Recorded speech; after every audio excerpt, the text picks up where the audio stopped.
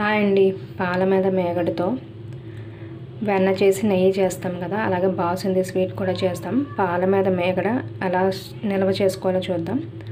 First పాలు కాచి చల్లార్చిన తర్వాత మేగడ వస్తుంది కదా, చల్లారిన తర్వాత ఆ పాలను తీసుకెళ్ళి ఫ్రిడ్జ్లో పెట్టాలి. 1 అవర్ తర్వాత మేగడ ఇలా థిక్గా వస్తుంది. ఈ మేగడని డీప్ ఫ్రిడ్జ్లో స్టోర్ చేసుకోవాలి.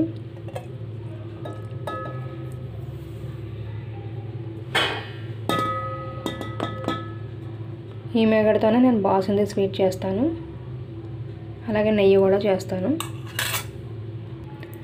నా ఛానల్ని కొత్తగా చూస్తున్న వాళ్ళు సబ్స్క్రైబ్ చేయండి, పక్కన ఉన్న బెల్ సింబల్ని క్లిక్ చేయండి, అలాగే వీడియోని లైక్ చేయండి. నాలాంటి చిన్న ఛానల్స్ని సపోర్ట్ చేయండి.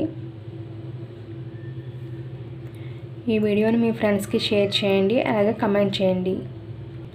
సబ్స్క్రైబ్ చేయడం, లైక్ చేయడం మర్చిపోకండి.